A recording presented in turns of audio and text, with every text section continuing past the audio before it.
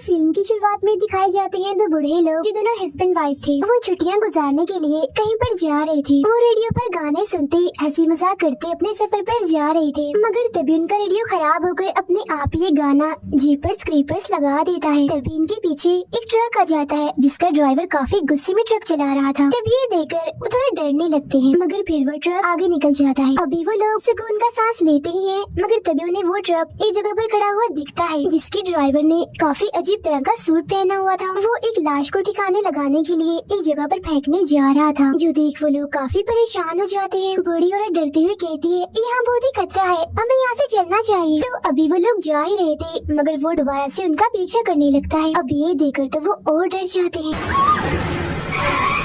तब बचने के लिए वो इस रोड से उतरकर किसी दूसरी रोड पर चले जाते हैं, जिसके बाद वो ट्रक सीधा चला जाता है। अब वो लोग एक जगह गाड़ी रोककर बाहर आ जाते हैं। बूढ़ी औरत बार बार अपने हस्बैंड को कहती है, आप क्यों रुके हैं इधर, वो आदमी हमें भी ढूंढकर मार देगा। जिस पर वो बूढ़ा आदमी कहता है, हमें डरना नहीं, हिम्मत करनी चाहिए और इस बारे में पुलिस को बता देना चाहिए, जिसके लिए वो बूढ़ी औरत मान जाती है। फिर ये लोग उस जगह जाते हैं जहाँ ड्राइवर ने उस लाश को फेंका था। अब वो एक काफी गहरी जगह में बड़ी डरावनी चीज देखते हैं जिससे उनकी हालत ही खराब हो जाती है, मगर इसके बाद उनके साथ क्या होता है ये हमें दिखाया नहीं जाता। पुरानी बात हम हस्बैंड वाइफ को देखते हैं जिनकी कुछ वक्त पहले शादी हुई थी। इनमें लड़की का नाम लेन था और वो एक हॉरर फेस्टिवल यानी इसे डरावने त्योहार में जा रहे थे। लेन का हस्बैंड मोबाइल पर उसे बूढ़े कपल की वीडियो देख रहा था जिसमें बताया जाता है कि उन्होंने अपने रास्ते में बहुत सारे लाशों को देखा, मगर उस दिन के बाद उन दोनों को भी किसी ने नहीं देखा। वो लोग कहाँ गए कोई भी इस बारे में नहीं जानता। लेन का हस्बैंड डरावनी चीजों का बहुत बड़ा फैन था। वो लेन को बताता है कि क्रीपर की कहानी बिल्कुल सच्ची है। क्रीपर हर 23 साल बाद आता है और लोगों को 23 दिन तक मारता रहता है, और ये 23 दिन लोगों के लिए किसी अजाब से कम नहीं होते, क्योंकि मौत की तरह क्रीपर सभी के सर पर मंडलाता रहता है और बहुत सारे लोगों को बड़ी बेरहमी से अपना शिकार बना लेता है। फिर 23 दिन बीत जाने के बाद वो खुद ही गायब हो जाता है। अब लेन को उसकी इन बातों पर यकीन नहीं आता, इसीलिए वो हंसने लगती है। उसका कहना था कि क्रीपर के बारे में ये सब कुछ बस झूठी दास्तान और मनगढ़ंत बातें हैं। डरावनी चीजों को पसंद करने वालों ने उसे अपना हॉरर हीरो बनाया हुआ है। ये सुन उसका हस्बैंड उसे एक वीडियो दिखाता है जिसमें क्रीपर को भी दिखाया जा रहा था, मगर वो वीडियो इतनी साफ नहीं थी, इसलिए लेन अपनी बात पर अड़ी रहती है कि ये सारी चीजें बस कहानियां हैं। मगर तभी उसे उल्टी होने लगती है, इसीलिए गाड़ी साइड में लगाकर वो जंगल में एक पेड़ के पास जाकर उल्टी करने लगती है। जिसके बाद उसका हस्बैंड गाड़ी में बैठा रहता है। वो अपनी मॉम को मैसेज करके बताता है कि मैं लेन को खुश करने के लिए आज उसे बताऊंगा कि मैं उसे कितना प्यार करता हूँ। अब जिस पेड़ के पास लेन उल्टी कह रही थी उसमें हम क्रीपर का एक हथियार देखते हैं जिसे वो सबसे ज्यादा इस्तेमाल करता है, जो एक नुकीला हथियार था। और पास ही में एक सफेद रंग का परिंदा भी आकर बैठ जाता है जिसकी आंखें लाल थी और वो बड़ी गौर से लेन को देख रहा था। फिर अब हम इसी जंगल में देखते हैं क्रीपर को, जो 23 साल के बाद अपनी गहरी नींद से जाग चुका था और बिल्डिंग से बाहर आ गया था। वो पास ही में पड़े जानवरों के जिस्म से निकले कीड़े मकोड़ों को खाने लगता है, वो भी बहुत मजे से, जैसे उसकी कोई पसंदीदा चीज हो। इसके बाद वो जाता है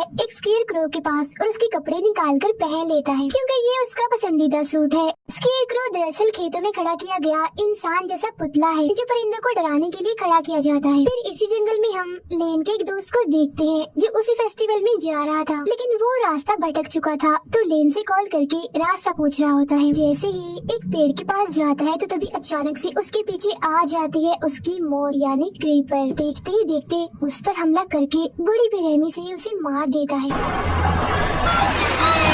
उधर लेन और उसका हस्बैंड भी रास्ता भूल गए थे, इसीलिए वो यहाँ पर बनी एक औरत की दुकान पर जाते हैं जो पुराना और कीमती सामान बेचा करती थी। वो यहाँ उस औरत से रास्ता पूछने आए थे। यहाँ वो पुराने कीमती सामान के अलावा बड़ी ही अजीब से काले जादू करने वाली चीजें भी देखते हैं। दुकान की मालिकों ने एक नक्शा देती है जिस पर यहाँ के सारे रास्ते बने हुए थे। लेन उस नक्शे को लेती है, तभी उसे कुछ ख्याल आने लगते हैं जिसमें वो एक झूले और कुछ लोगों के ग्रुप को देखती है जो काला जादू कर रहे थे और उन्होंने काले अजीब से कपड़े भी पहने हुए थे। पर अब लेन इस ख्याल से बाहर आती है तो नक्शा लेकर वो जाने लगते हैं, मगर तभी वो औरत इन्हें कहती है बहुत बहुत मुबारक हो। अब ये दोनों नहीं जानते थे कि वो ऐसा क्यों कह रही है, मगर इस बात पर ध्यान दिए बगैर वो यहाँ से चले जाते। उनके जाने के बाद वो औरत किसी को फोन करती है और कहती है एक खुशखबरी है, हमें एक बहुत अच्छा फ्रूट मिला है उसको देने के लिए जो उसे बेहद खुश कर देगा। लेन और उसका हस्बैंड एक होटल में जाते हैं जहाँ थोड़ी मस्ती करने के बाद फेस्टिवल में जाने की तैयारी करने लगते हैं। कुछ वक्त के बाद लेन वॉशरूम में जाती है और टेस्ट करती है कि क्या वो माँ बनने वाली है या फिर नहीं, मगर रिजल्ट उसे काफी अजीब ही दिखता है। एक डॉट जिसके आसपास एक दायरा बना हुआ था। अब यहाँ दोबारा से उसे ख्याल आता है जिसमें दुकान की वही मालिक काले जादू वाला सूट पहनकर एक झूले के पास खड़ी हुई थी। उस झूले में किसी बच्चे के रोने की आवाज भी आ रही थी। तभी एक क्रो यानी कौवा आकर वॉशरूम की खिड़की से टकरा जाता है, जिससे लेन काफी डर जाती है और सोचती है ओ माय गॉड यहाँ भी क्रो। तभी यहाँ उसका हस्बैंड आकर लेन को ले जाता है और हम रिजल्ट में पॉजिटिव का निशान देखते हैं, मतलब कि लेन सच में माँ बनने वाली है। तो अब हमें यहाँ पता चलता है कि दुकान की मालिक ने उन्हें इसीलिए ही मुबारक भी थी। फिर अब वो दोनों उस फेस्टिवल में चले जाते हैं, मगर बाहरी एक ग्रुप इस फेस्टिवल के खिलाफ एहतजाज कर रहा था। इसी बीच ग्रुप का लीडर कहता है कि हमारा मसीहा जाग चुका है। अब ये बात लेन को काफी अजीब लगती है, मगर वो इसको नजरअंदाज करके अंदर चली जाती है। इस फेस्टिवल में बहुत सारे लोग आए हुए थे जिन्होंने अलग अलग रावणी मूवीज के कैरेक्टर जैसे होली बनाए हुए थे, जो काफी एंजॉय और मस्ती कर रहे थे। तभी इनके बीच एक लड़का आता है जो सबको ये दिखाने की कोशिश करता है कि मुझे तीर से किसी ने मारा है, मगर असल में वो सबके साथ मजाक कर रहा था। लेकिन जैसे ही वो जंगल में जाता है तो उसका मजाक सच बन जाता है, क्योंकि तभी वहाँ पर आ जाता है क्रीपर और उस पर हमला करके उसे पेड़ की टहनी में घुसाकर मार देता है, क्योंकि क्रीपर अपने सारे हथियार अपने साथ लेकर शिकार पर निकला हुआ था और वो बहुत ही भयानक दिख रहा था। लेन और उसका हस्बैंड फेस्टिवल में मजे करते हुए इधर उधर घूम रहे थे, मगर तभी वो एक गेम खेलने जाते हैं इसमें नुकीले हथियारों से निशाना लगाना होता है। पहले लेन का हस्बैंड इस गेम को खेलता है, मगर वो निशाना ठीक से नहीं लगा पाता। अब जब लेन की बारी आती है तो वो क्रीपर का हथियार चुनती है, जिससे उसके सारे निशाने बिल्कुल सही जाके लगते हैं। मगर तभी इस नुकीले हथियार से उसकी उंगली कट जाती है और उंगली पर वही अजीब सा डॉट के चारों तरफ दायरे का निशान बन जाता है। इस निशान को लेन बड़े गौर से देख रही थी, तो तभी उसे फिर से ख्याल आता है, जिसमें वो देखती है जो ग्रुप का लीडर इस फेस्टिवल के खिलाफ एहतजाज कर रहा था, अब की बार उसने भी काले जादू वाले कपड़े पहने हुए थे। लेन वहाँ पर चुपचाप खड़ी थी और उसके माथे पर यही वाला निशान बना हुआ था। उसके आसपास बहुत सारे लोग कोई काला जादू कर रहे थे। इसी के साथ ही लेन का ये ख्याल यहीं पर खत्म हो जाता है। इस गेम का मालिक इन्हें बताता है कि यहाँ एक और हार जीत वाली गेम होने वाली है, उसमें भी तुम हिस्सा ले सकते हो। तो वो दोनों ऐसे ही करते हैं और उस गेम में हिस्सा ले लेते हैं। मगर यहाँ दुकान की वो मालिक जिससे इन्होंने रास्ता पूछा था, वो सभी पर्चियों के साथ छेड़छाड़ कर देती है, जिससे हैरानी वाली बात ये होती है कि लेन और उसका हस्बैंड इस गेम को जीत जाते हैं। इनके गेम जीतने का इनाम ये था कि इन्होंने एक ग्रुप के साथ एक डरावने घर में जाना था, जिसका स्टाइल बिल्कुल जेपर जैसा था। वो दरअसल एक एस्केप रूम की तरह बनाया गया था, जहाँ कुछ चीजों को पास करने के बाद इन्हें वहाँ से निकलना था। उस घर के अंदर इनके साथ जो कुछ भी होना था उसे बिल्कुल किसी फिल्म की तरह रिकॉर्ड भी किया जाना था। अब इस वजह से दुकान की मालिक और वहाँ खड़ी एक औरत जो सिंगर थी, वो बहुत ही खुश हो जाती है। अब ये दोनों उस पूरे ग्रुप से मिलते हैं जिन्होंने इनके साथ उस घर के अंदर जाना था, जिनमें एक थी इस पूरी फिल्म की होस्ट, एक था मैनेजर और एक कैमरामैन। इनके साथ एक और आदमी भी जा रहा था जो कि इन सबका लीडर था और इसने इन सबकी मदद करनी थी वहाँ जाकर। अब ये लोग उस घर के कब्रिस्तान में पहुँच जाते हैं, जहाँ आकर लीडर इन्हें बताता है कि जिस घर में हम जा रहे हैं उस फैमिली के लोग इस कब्रिस्तान में दफन हैं और ये कब्रिस्तान काफी सदियों पुराना है। कहा जाता है कि जो फैमिली उस डरावने घर में रहती थी वो बहुत ही अच्छी और नेक थी, मगर ये जगह भूतिया भी हो सकती है, यानी बहुत डरावनी। और अब हमें यहाँ से पैदल चलकर उस घर तक जाना होगा। इसी बीच हम क्रीपर को देखते हैं जो एक बिजली के टावर पर अपना ट्रक लाकर मारता है, जिससे वहाँ की आधी लाइट जाने की वजह से सभी के सिग्नल्स चले जाते हैं। तभी क्रीपर अपने ट्रक से निकलकर बाहर आता है और वहाँ लगी एक कैमरा में रिकॉर्ड हो जाता है, जिसे वो कैमरामैन भी अपने कैमरा में साफ साफ देख पा रहा था, मगर उसका कैमरा भी खराब हो जाता है और अब वो अकेला ही आगे बढ़ता है। उसे वहाँ सिंगर औरत दिखती है जिसने वही अजीब से काले जादू वाले कपड़े पहने हुए थे। कैमरा को ठीक करने में वो उसकी मदद लेने के लिए जाता है, मगर तभी यहाँ क्रीपर आ जाता है और उस पर हमला करके उसके चेहरे को पकड़ लेता है, जिसके बाद बड़ी बेरहमी से वो उसे मार देता है। उधर लेन का हस्बैंड होस्ट के साथ काफी हंसी मजाक कर रहा था, जिसे लेन को काफी बुरा लग रहा था। पास होकर अकेली ही कब्रिस्तान के रास्ते आगे बढ़ती है, मगर तभी उसके पीछे पीछे उसका हस्बैंड भी आ जाता है उसे मनाने के लिए। वो उसे यहाँ बताने ही वाला था कि मैं तुमसे बहुत प्यार करता हूँ, मगर एकदम से क्रीपर यहाँ आता है और लेन को पकड़कर अपने साथ उड़ाकर कहीं ले जाता है। उधर वो तीन लोग कैमरामैन को ढूंढ रहे होते हैं, जहाँ उन लोगों को वो तो नहीं मिलता, मगर उसका कैमरा मिल जाता है खून से भरा हुआ। दूसरी साइड से लेन का हस्बैंड डरकर भागता हुआ यहाँ पर आता है और बताने लगता है कि कोई अजीब सी चीज जो कोई अलग ही तरह की लग रही थी वो लेन को उड़ाकर अपने साथ ले गई है। वो बहुत ही ज्यादा डरा हुआ था और पुलिस की मदद लेने के लिए यहाँ से भागने लगता है, मगर तभी वो एक चीज से टकरा जाता है जो एक लाश थी और ये उस कैमरामैन की ही थी। लाश की हालत बहुत ही बुरी थी, खून में लथपथ थी वो। जब ये देखकर वो लोग काफी डर जाते हैं और परेशान हो जाते हैं, ये सोचकर कि यहाँ जरूर कोई खतरनाक चीज है जो सब पर हमला कर रही है। इसीलिए वो भागकर उस घर में चले जाते हैं ताकि उनकी जान बच सके। मगर तभी दुकान की मालिक, सिंगर और एहतजाज वाला लीडर घर का दरवाजा बंद कर देते हैं और कहते हैं कि तुम लोगों को हमने क्रीपर के लिए ही छोड़ दिया है। तब यहाँ पर हम समझ पाते हैं कि ये सारे लोग जिन्होंने ये अजीब सा लिबास पहना हुआ है, ये सब काला जादू करते हैं और ये क्रीपर को अपना गॉड समझते हैं और उसकी पूजा करते हैं। घर के अंदर आ जाने के बाद सब लोग अपने लीडर पर शक करने लगते हैं कि ये भी जरूर उन लोगों के साथ मिला हुआ है और इसी ने हमें यहाँ पर फंसाया है। जिस पर वो कहता है मुझे खुद नहीं पता कि सब कुछ क्या हो रहा है। इसके बाद हम देखते हैं लेन को, जिसे क्रीपर ने किसी जगह पर बांध कर रखा हुआ था। वो उसके पेट पर एक चाकू से कट का निशान लगा देता है।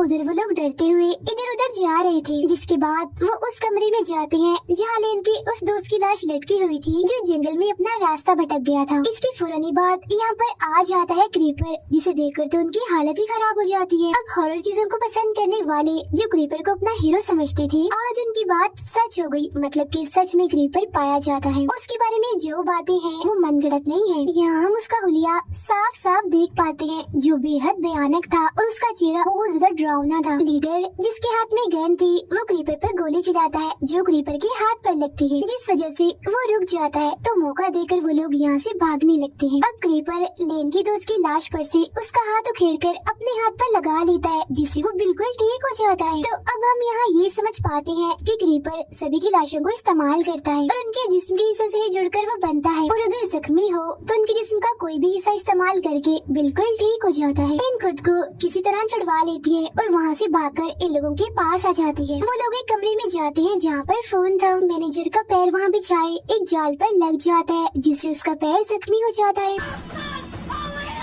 लेन का हस्बैंड पुलिस को कॉल करके यहाँ की सूरत हाल के बारे में बताने लगता है, मगर तब तक यहाँ क्रीपर आ जाता है। वो इन पर हमला करने लगता है, जिससे बचकर वो लोग यहाँ से भागकर दूसरे कमरे में आ जाते हैं। होस्ट कहती है वो हमारे पीछे पड़ गया है, हम बचेंगे कैसे? जिस पर लेन का हस्बैंड कहता है क्रीपर इमोर्टल है, वो कभी नहीं मर सकता। बचने के दो ही रास्ते हैं, या तो वो खुद हमारा पीछा छोड़ दे या फिर हम लोग 23 दिन के इस खतरनाक और परेशान कुन टाइम को गुजार ले और बच जाए।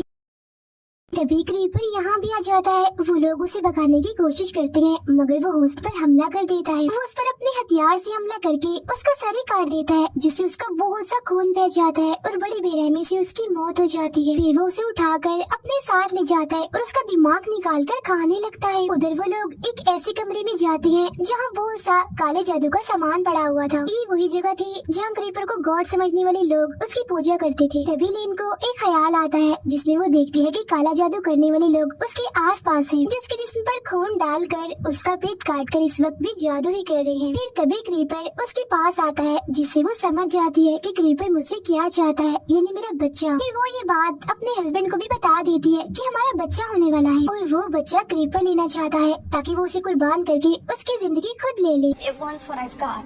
अब इसी कमरे के बिल्कुल नीचे उन्हें एक खुफिया कमरा मिलता है, जिसके अंदर बहुत सारी लाशें थी। तब वो लोग यहाँ सारी बात समझ जाते हैं कि इस जगह पर लोगों का एक ग्रुप है जो क्रीपर की पूजा करते हैं और उसके लिए बहुत सारे लोगों को फंसा कर वो यहाँ लाते हैं, जिसके बाद क्रीपर उन्हें खाकर ताकतवर और खतरनाक रहता है। और ये चीज काफी सदियों से चलती आ रही थी। तभी लेन बताती है कि क्रीपर को मारा जा सकता है क्योंकि उसका जिस्म कमजोर और मुर्दा बढ़ता जा रहा है। तब यहाँ हमें ये भी समझ आती है कि क्रीपर को लेन का बच्चा चाहिए खुद को ठीक करने के लिए, क्योंकि वो उस बच्चे को अपने लिए कुर्बान करके उसकी जिंदगी खुद लेना चाहता है, जिसके बाद वो बिल्कुल ऐसा हो जाएगा जिसे वो अभी अभी पैदा हुआ है, इन्हीं पहले की तरह खतरनाक और ताकतवर। इसी वजह से ही इस फिल्म का नाम जीपर्स क्रीपर्स रिबॉर्न पड़ा है। और वो लोग उस कमरे से बाहर आते हैं ताकि यहाँ से निकलने का रास्ता ढूंढ सके, लेकिन तभी यहाँ पर क्रीपर आ जाता है। वो मैनेजर के पेट में अपना चाकू जैसा हथियार मारता है, जिससे उसकी बड़ी बेरहमी से ही मौत हो जाती है। इनका लीडर क्रीपर पर एक चाकू से हमला करता है है और वहाँ से भागने लगता है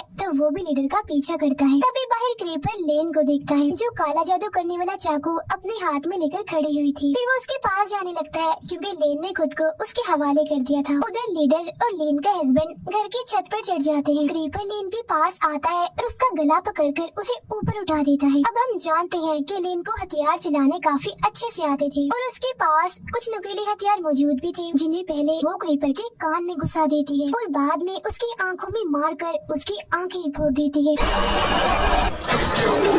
तो इससे यहाँ क्रीपर अंधा हो जाता है। ऊपर से वो दोनों एक काफी बड़ा रॉड नीचे फेंक देते हैं जहाँ वो खड़ा था। वो रॉड क्रीपर की मुंह के आर पार हो जाता है जिससे वो वहीं अधमरा हो जाता है। तभी यहाँ बहुत सारे क्रोज यानी कौवे आ जाते हैं और बुरी तरह से चिल्लाने लगते हैं। इस हड़बड़ी में लीडर नीचे गिर जाता है और उसकी मौत हो जाती है। लेन का हस्बैंड नीचे उतर कर आता है और उसे संभालता है। फिर बहुत सारे परिंदे आकर क्रीपर को उठा लेते हैं और उसे अपने साथ कहीं ले जाते हैं। इतने ही देर में पुलिस भी वहाँ पर आ जाती है और उन दोनों को बचाकर गाड़ी में बिठाती है। मगर तभी हम लेन की आंखों को अचानक से काला होता हुआ देखते हैं। अब आपको याद ही होगा कि क्रीपर ने उसके पेट पर जादू वाले एक चाकू से कट का निशान लगाया था। फिर अपने जिस्म के एक हिस्से को लेन के पेट में डाल दिया ताकि वो उसके बच्चे को निगल जाए और उसने ऐसा कर भी लिया था। इसका रिजल्ट हमें दिखाया भी जाता है जहाँ बहुत सारे क्रोस और परिंदे क्रीपर्स के आसपास होते हैं। फिर उसका जिस्म किसी कवर की तरह बनकर फट जाता है और अंदर से निकलता है क्रीपर रिबॉर्न होकर यानी दोबारा पैदा होकर जो बिल्कुल जवान नया दिख रहा था। इसका मतलब ये है कि लेन पर उसने जो काला जादू किया था वो पूरा हो गया था जिसमें उसने लेन के बच्चे की जिंदगी ले ली। और इसी के साथ ही ये फिल्म यहीं पर खत्म हो जाती।